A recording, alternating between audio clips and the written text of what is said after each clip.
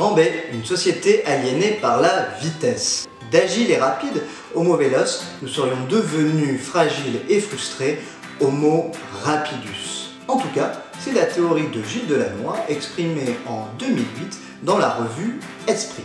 La vitesse excessive ne s'exprime pas qu'au niveau physique, elle touche aussi notre dimension psychologique, notre organisation sociale et plus particulièrement notre rapport au travail.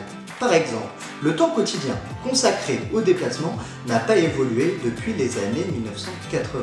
Au contraire, la distance parcourue, elle, a augmenté de 75%. C'est-à-dire qu'on prend autant de temps pour se déplacer, mais qu'on parcourt plus de distance.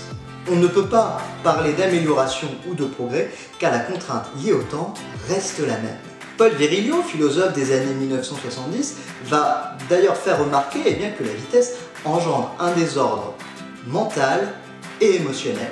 Au niveau de notre rapport à l'information, on doit tout savoir, surtout, tout le temps.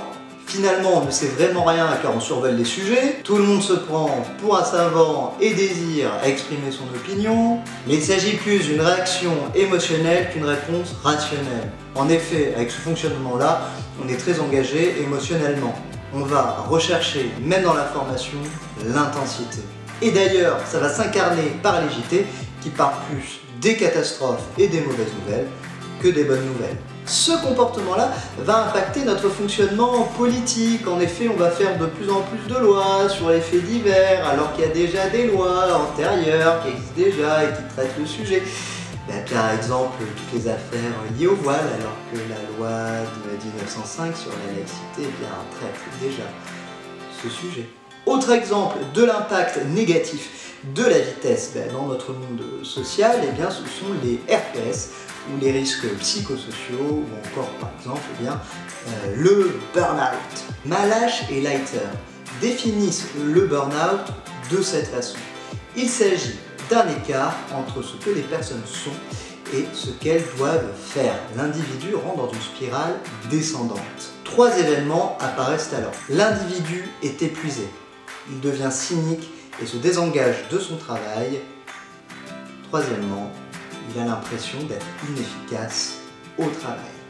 Je suis peut-être en burn-out. Les causes sont des exigences professionnelles et émotionnelles trop fortes. Et par exigence émotionnelle, on parle sur le lieu du travail. Un manque d'autonomie et l'insécurité au travail. Le stress au travail coûterait selon l'assurance maladie entre 1,9 et 3 milliards d'euros par an. Cette étude date de 2010 et se base sur des chiffres de 2007. Je vous laisse avec Orelsan, Plus rien ne m'étonne, sorti en 2011.